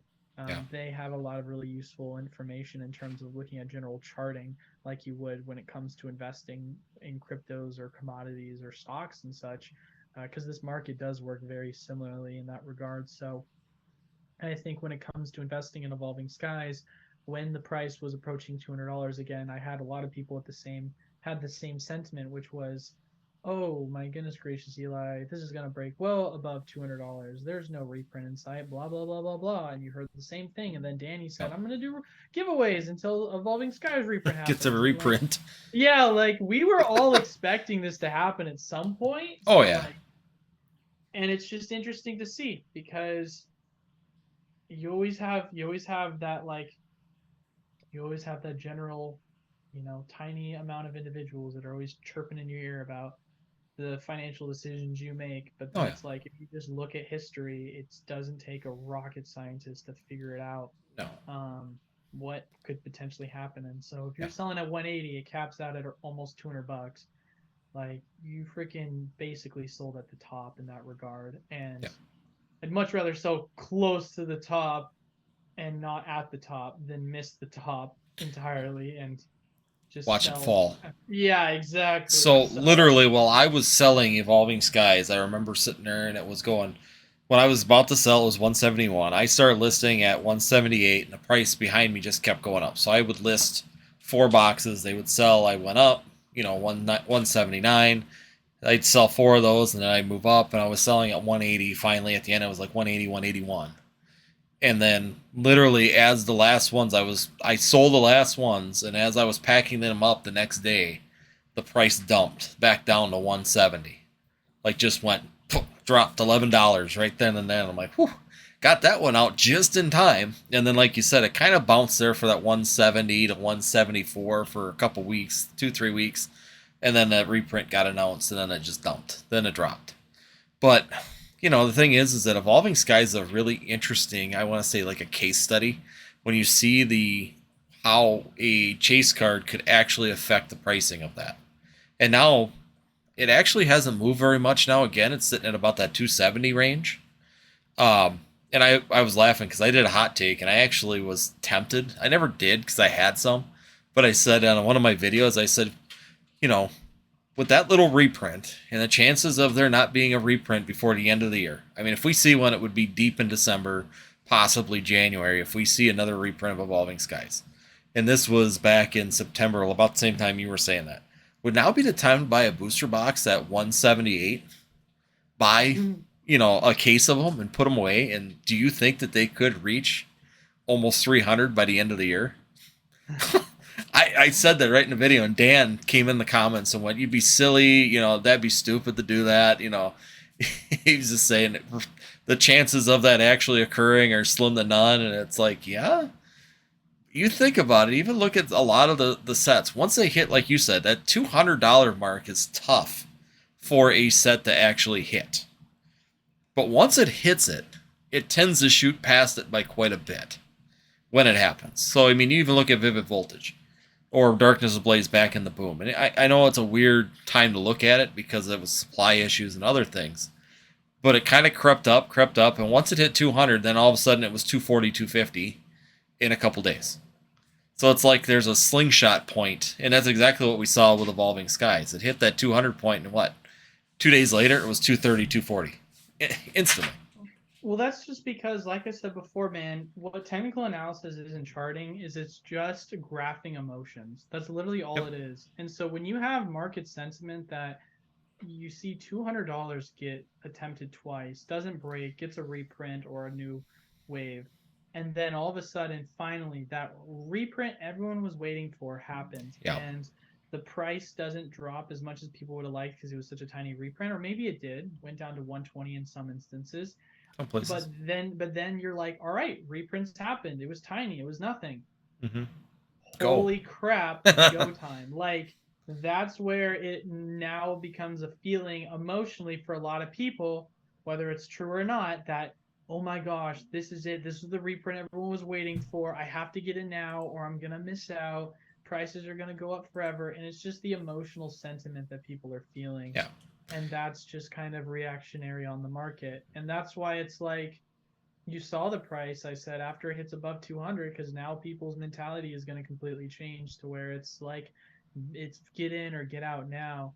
And the thing is about Evolving Skies is that one thing I will say I would slightly disagree with is although don't get me wrong, like Evolving Skies, a big factor in terms of the set is Umbreon being such a gorgeous artwork, probably the number one artwork within all the alt arts. Yep. But there's so much value that's added as well to the Rayquaza and just the other stuff. All of them. So it's like, even if you were to take that set out, or if you were to take the Umbreon out, I still think it would be the number one top performing set. It just adds to that so much more. But I don't know. I just obviously heard you mention that. I 100% agree with you. I'm biased. I always say that because I do like evolutions. I always have.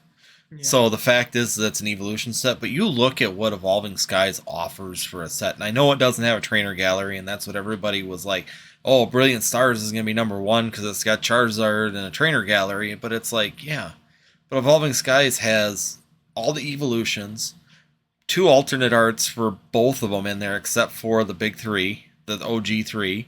You've got all the Rayquaza, you've got Dragonite, you've got all these alternate arts inside of that set.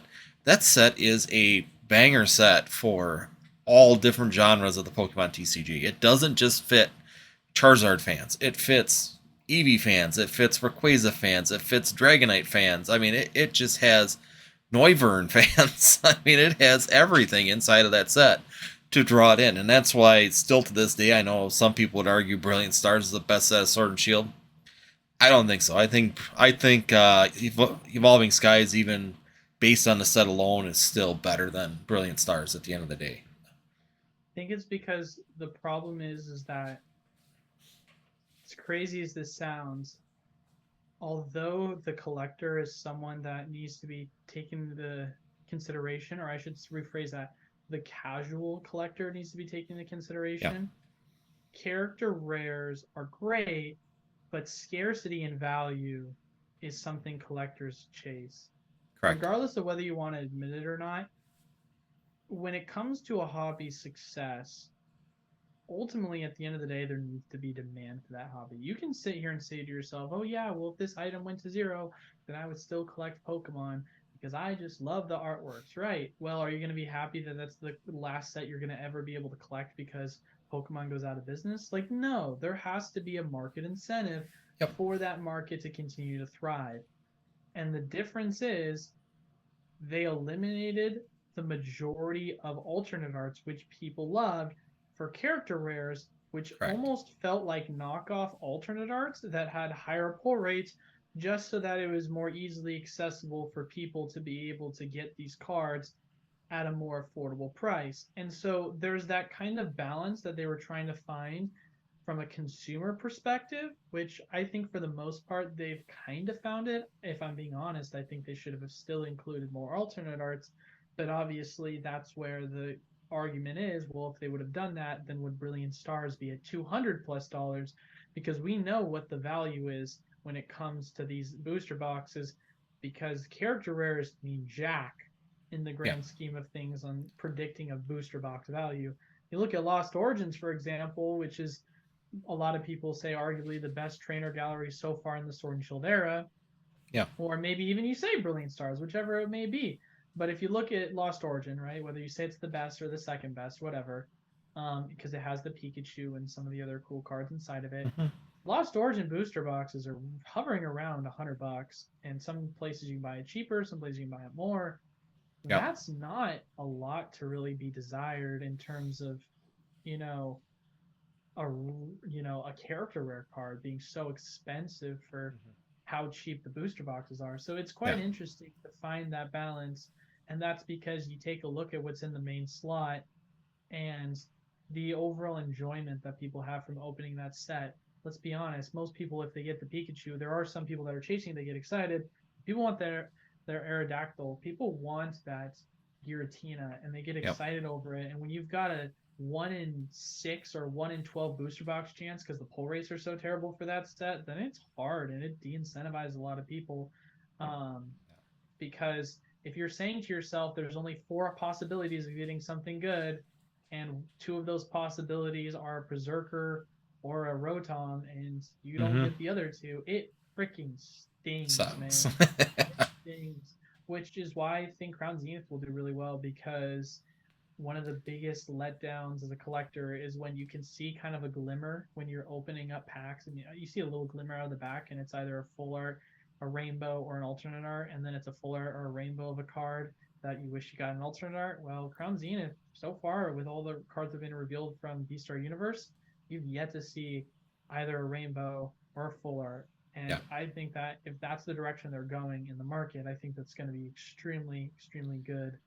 Um, because then that you don't feel as let down when you're No. chasing those cards and you get the lesser of, and your excitement gets let down. Exactly. I mean, let's just be honest. I like the trainer gallery, and even in my one video, I know it was some people disagreed, some people agreed. I think that trainer gallery should be revamped a little bit. I think it's a good thing. I think it's better than reverse cards. I will say that.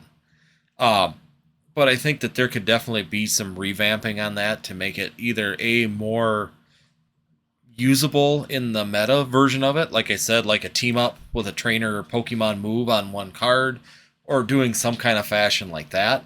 That would make it a little bit more desirable. But let's be honest, when that Pikachu card, for example, we opened 3 booster boxes of it and we pulled the Pikachu card twice in that trainer gallery. So the first time was like, yes, we got the pull card that Jacob wanted because he's a big Pikachu fan. He got that pull card. He's excited, and then he opens up another next booster box and hits it again. And he's like, oh, well, now I got another one. It's just like, you could see like it went from, like you said, trainer gallery went from being, sweet, I got that hit, to, okay, well, it's easy to get. No, it's not that special to have it any longer. If I can pull it twice in three and two booster boxes. Maybe I'm biased in this regard, but I think in terms of the best trainer gallery set, I think the set that smashed it the best was Cosmic. And Oh yeah. I think personally that the reason why it smashed it out of the park was because of the simplicity of the card designs, and there was not a general rarity to character rares. No. Because when it came to the character rare slot with Cosmic, it was more or less, right? Like, sure, you had your like certain types of, like, oh, I got a coughing, or oh, I got an Excadrill. Obviously, there were some that were valued at less than Oh yeah. others, There always but will at be. the end, of the day, in terms of the general value that you got out of most of the character rares, they were at least going to be worth a couple of bucks. I mean, at one point the Pikachu was selling for like 70, $80. Now it's come down to reality, it's like 35. Yeah. But at the end of the day, it was like, oh my gosh, I got a card from the character rare subset of Cosmic. I'm excited. You were excited to pull You one were. in general. Now it feels like the same problem that you had in the main slot with the rainbows and the full arts. You're having that exact same issue, and you're just passing it on to character rares and then getting rid of all the good things in the main slot, which was, okay, in the main slot, I want more alternate arts that are of value so that, hey, Yep. I might not get the Umbreon, but at least I pulled the Leafeon worth $100, right? At Yeah. least I'm going to get a good opportunity, even if it's not the best one.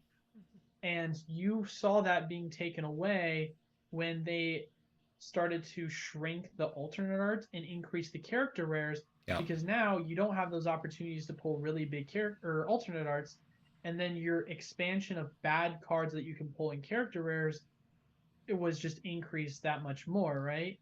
Because Yeah. if you go to Cosmic, there is a lot of character rares that you're going to be happy if you walk away with one or the other. Obviously, you're always chasing the main chase, but at the end of the day, it's a lot smaller of a trainer gallery, right? Yep. Versus if you go to a set like, I don't know, let's say Astral Radiance, for example. If you get the Starmie or the Garchomp, you're excited, but like for the most part, after that, there are cards that do bring some significant value to them. But at the end of the day, the majority of what you're pulling is going to be yellow border cards. And most of these yellow border cards are anywhere between 50 cents to Yeah. maybe $1 or two at best. And then if you're trying to get the black border cards, you're saying to yourself, all right, I would like to get a black border card, which is the main chase. And they can range anywhere between 5, 7, $8, which is exciting. But kind of like with full arts and rainbows, it's much more exciting if it's, hey, either I get the Starmie and I get the Garchomp, or I just don't get it at all because I'd much rather have that but then a bunch of crappy cards that Yeah. no one really cares about. And maybe that's a hot take. Maybe people do get really excited about the Calyrex black borders, and maybe they get excited about the Zacian Zamazente black borders. Mm-hmm. So, like, of course, let us know in the comment section below. But for me, I'd much rather just have the big hitters I that I would can too. potentially get than get teased about it.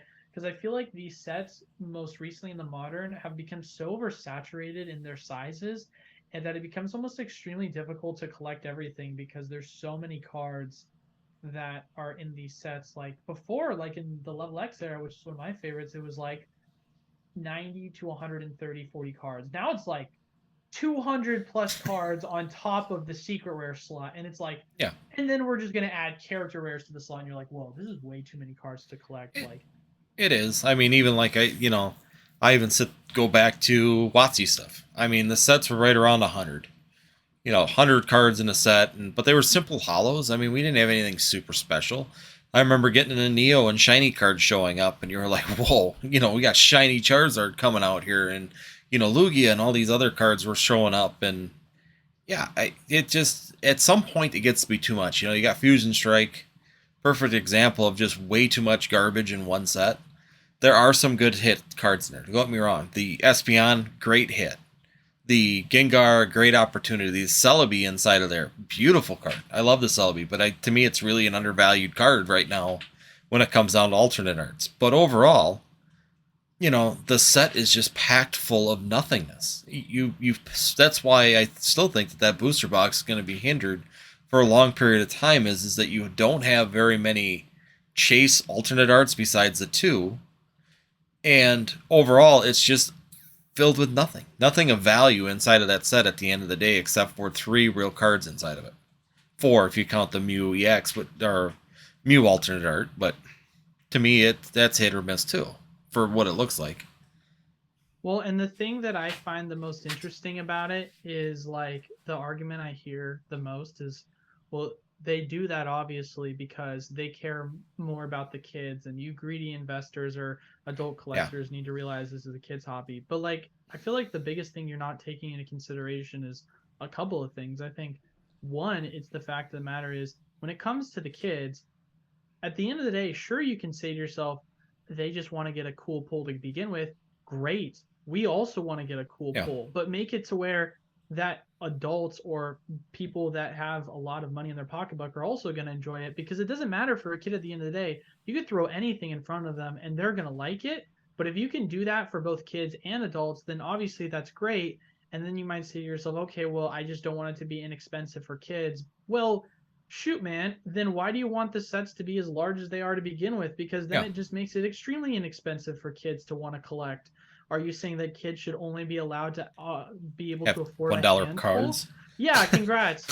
Kids are only able to afford a couple of $1 cards. No, the kids Yeah, should be able to collect the whole thing, because it's a trading card game that is a collectible. You're not just collecting 2 or 3 cards and moving on to the next. It's like the kid wants to be able to collect the yeah, entire set as a whole. Like, give it exactly. something that and so it's like I feel like there's that argument used so much as like a veil to like hide behind kids and say like, hey man, like you need to care about the kids, man. And like, don't get me wrong, like there is an aspect to that, and I'm always willing to fight for that when you're talking about scalpers. But when Yeah, you talk about that, when complaining about like that, oh, you're just complaining about the size sets being bad, and oh, people are just being hypercritical about what's wrong with these sets, like stop complaining about it, like. And then they say just think about the children. It's like that's such a stupid argument. yeah. Sorry, So I sorry would about argue that. that anytime I have that, I sit there and I have a kid, my kid, and I always say the same thing. You think that Jacob wants to pull a card that's a difficult hit, and he might be the only one in his class that has it, or does he want to pull something that every one of his friends in school has? And it typically, he's going to want the card that he's the only one that has it. it's the same people that think everyone's a winner and should each get participation trophies. We all It's win. the Everybody should same. get an It's alternate the art. same exact people. It They Everyone should should just have send us this. the alternate arts. Everybody who collects Pokemon, you should buy a pack, get a code, and they'd send you all the alternate arts. That way, you just have them all. Yeah.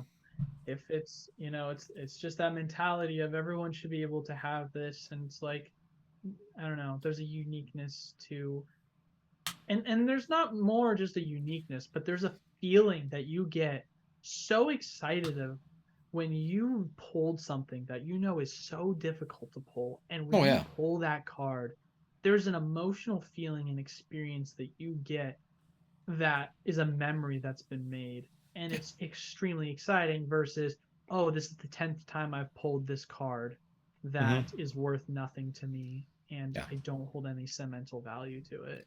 Like, Well, that's like I'm gonna say the Leon in Charizard card when that came out finally inside of a set. I don't remember, was that Lost Origins or Astral Radiance? I think it was Lost Origins. Was it Astral? what card? The Charizard and Leon card, the Trainer Gallery card. Oh, from Lost So Origins, the that was sleeping Lost Origins. Okay. Charizard. Yeah, with Leon Yeah, sitting with his Charizard on him, and for that's where I always laughed. Is $7. that when that card came out in VMAX Climax, awesome card. I actually bought that card because I love the VMAX Climax version of it, and it's difficult to pull. We could take a good example of that. How each box had one secret rare and a couple of the character rares inside of there, and that card is more difficult to pull because of the fact that that's just the way the Japanese sets are, and it holds more value. Now you but get it here in English. I think I've got 8 of them. I pulled 8 of them. I just kept selling them because it's like I keep pulling them. I kept going, okay, this one's a little better than this one, so I'll sell this one. And then, you kept doing that until you got the best quality one that you could. So, because I still want to get that card graded just to have it. But in English and the Japanese version. But overall, I was hoping that that one would be a little bit more of a chase at the end of the day, and it just ended up being, you know, in every 12 pack, 14 packs, it seems like you're pulling one out of Lost Origins. So, Yeah. um, probably get through the questions here, and then we can keep going through. Otherwise, we'll be doing this for a 3 hour I know. interview. We'll just rant. I know, just keep ranting through the whole thing. Um, Number one most important thing if you are in a Pokemon online business. So I have, for example, community networking, your family. What's the most important thing that you've learned for your online business? Hmm. That's a good question. Um, what's your motivation? I think I should say that's the most important thing to consider. Like ultimately at the end of the day, what is your motivation? Because I feel as if when it comes to a lot of people, if your motivation is fully intent on making the community better, and that's where your main focus is, and you're truly offering a product that you think people will enjoy, then the money comes second to that. It comes hand in hand with that. There's an emphasis, I feel like, a lot of the times in business, not talking about Pokemon, but just in business in general, where obviously, in order to run a successful business, you have to make money, like to be able to survive. So that Yeah, always comes in as a factor. But I feel like if you really, at the heart of it all, come in and say, hey, I know my community, I know what my community wants.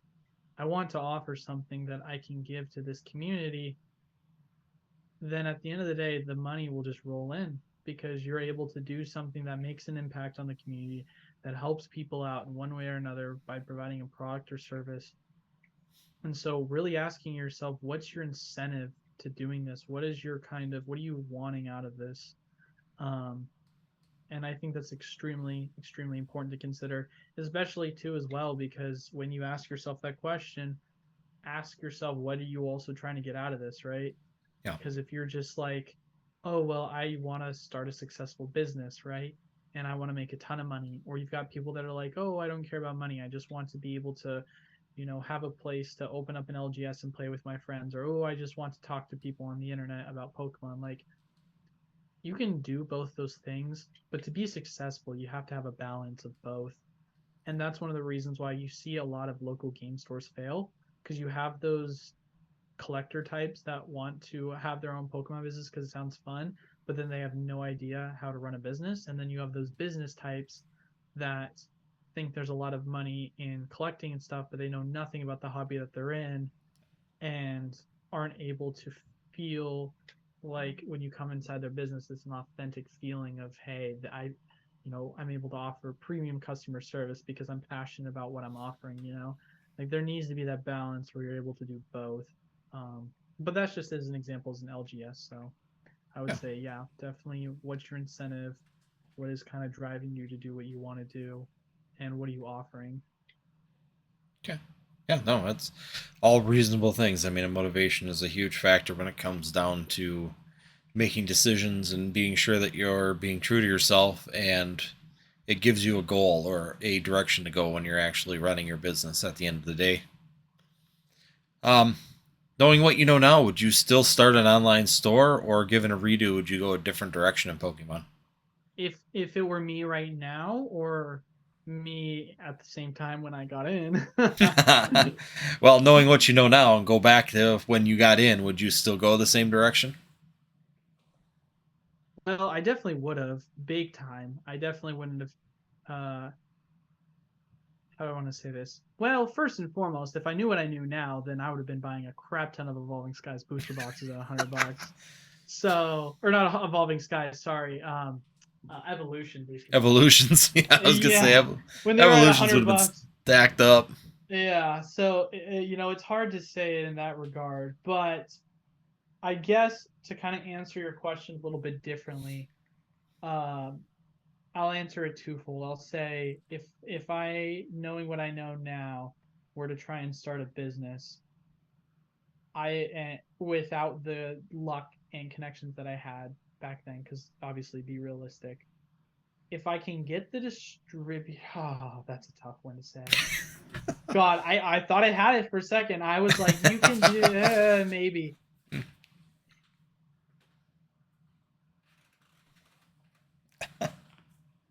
Dude, this is a tough question now that I It, think about it. it It's really hard to is. it's hard to I don't want to say no. I am trying so hard to find a way to say yes.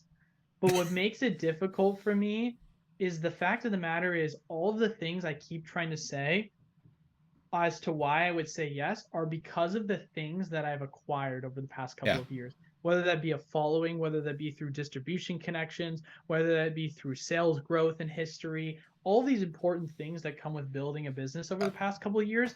And then on top of that, too, having been in at the boom where I was able to make margins on product, Mhm. which nowadays you're breaking even at worst case scenario and you're making 10 to S- 15% margin best case scenario, like or not So, breaking even, losing money. so let me do it this way. Maybe this will help your train of thought a Yeah. little bit. Yeah, please. If you could go back in time, Uh-huh. would you change anything that you've done? I like that question better. I like that question better. We'll go with that one. That's easier. That's easier for me. Oh yeah, I would change so much. I would buy so much Evolutions booster box. No, I'm just kidding. I'm kidding. No, no, no. Okay, so what I would actually change differently. Like maybe change the direction that you went in a certain period. You know, maybe spent more time on tools that'll help your business, or that kind of those kind of things along the way. Yeah, it's hard. I guess what makes it hard to say is I never knew I would get to the point that I'm at. I could have never told you all of a sudden I was going to open a local game store. Like that was something I would have never predicted. And if I was at a different situation, I guess ultimately my real answer would be like you take all the other factors into consider or out of the consideration, like, oh, I should have gone in evolutions. I would have reinvested more into myself in the business, is what I would say. And it's not like I wasn't doing that, like considering reinvesting in product, but I would reinvested more in myself, you know? Like obviously, like I said before, it's really good to start where you are by authentic growth, and I think that's extremely important. But a lot of what I was doing at first was like, hey, like I'm doing this for fun. This is a side hobby. I've got something I can offer. Let's just see where my retail side of things goes. Yeah. The kind of YouTube channel thing. I wasn't expecting to kind of try and steer in the direction of content related, more or less. And although it might not feel like that's where I'm heading right now, but that's reality of the situation that's going to continue to expand. And so the quality of content is something that's extremely important. So honestly, at the end of the day, if I were to have gone back and redone it all over again, most of what I would have done is stay the same, except for certain products, I wouldn't have so focused on reinvesting in back stock and more reinvested in like getting a nicer camera or hiring an editor that would allow me to get better thumbnails and better um, edited videos and effects and so on and so forth. um, because for me, I feel like investing in that kind of content related things, which is more or less investing in myself, because I mean, I'm obviously the guy behind the camera. I definitely would have liked to have done more of that.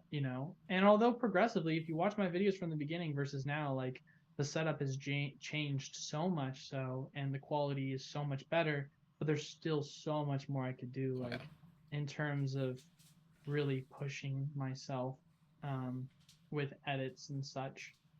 And so that's kind of one of the things I definitely would say changed more. But ultimately, at the end of the day, I think the predominant reason is if you're being at the back of your head, this is can only last so long in terms of the good times rolling of booster boxes never going below $100. Like reality is going to hit at some point. What is your backup plan? Yep. And your backup plan for myself would be, hey, well, if I can still at least build a brand for myself, knowing Pokemon's not going to disappear, I can at least generate a source of revenue through that, which will allow me to continue to grow my brand and my channel and my business. And it's fair enough. I mean, even for myself, I wish I honestly sometimes I sit there and still question whether I should take everything that I've made in this channel and everything on the side of Pokemon and put more money into, like you said, an editor and someone to make, even just someone to make good thumbnails. Because let's be honest, I'm just a guesser. I just kind of throw stuff together and hope that it hits. I just throw things at a wall and yeah, maybe that one will work this time. And I always question how much better, even for myself, the channel could be, or the way things perform could be better if I did actually just spend the money on those kind of things and see what could happen.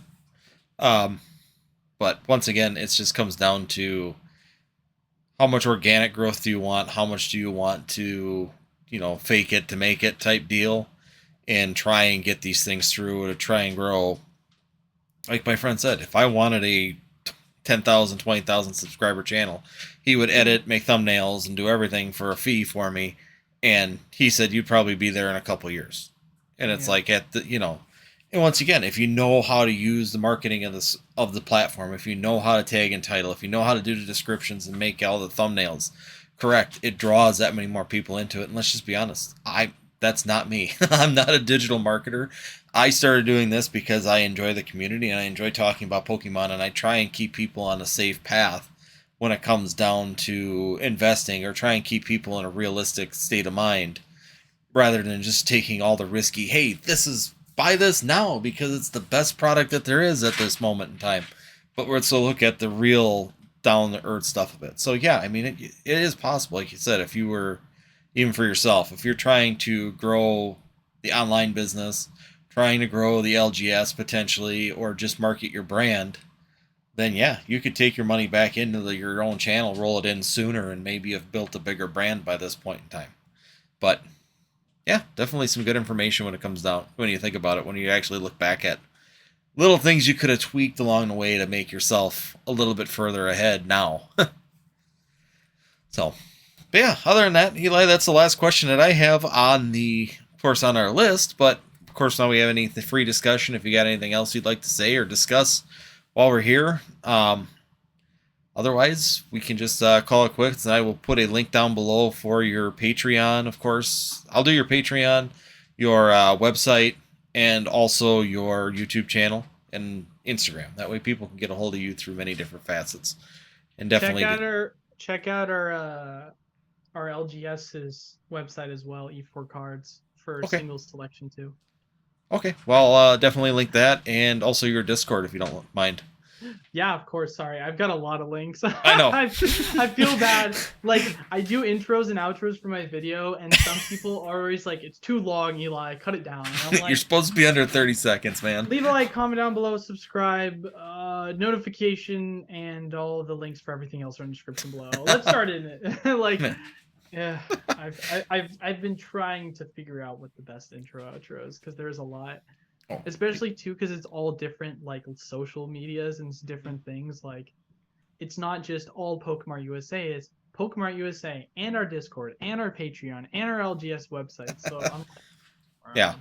So, but I'll link them all down below. That way, if anybody is looking for singles for the online, of course, Patreon, you have many different options right now going on in your Patreon, of course, for people. So definitely have all those down below for anybody that's interested. But other than that, I am completely out of stuff to talk about. I feel as if I could always find something to talk about, but I am sadly on a timer here, so I should probably just wrap it up at the 2-hour mark. Okay. Well, like I said, that's no problem. Next person that I will be doing an interview with, or the next Choose Your Path series, will be with Rock Pokemon, will be the next one coming up from Instagram. So be fun to have a good conversation with him about graded cards and his Instagram business that he's been running currently over there. So other than that, like I said, if you do like this kind of content, always hit that subscribe, that notify, and be sure to hit the like button before you leave. It helps a ton on the algorithm. Once again, Eli's information for PokemartUSA will be down below for anybody who'd like to join us. And other than that, we will see